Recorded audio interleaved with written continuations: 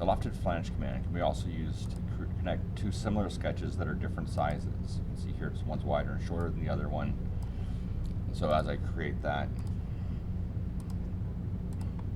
it's going to create the straight connection between those 2 points. As long as it can make this on a plane, it'll do that, and it'll keep it on a single plane like that. But if for some reason that is not possible, so let's say if we make those not vertical, and so we pull them out a little bit,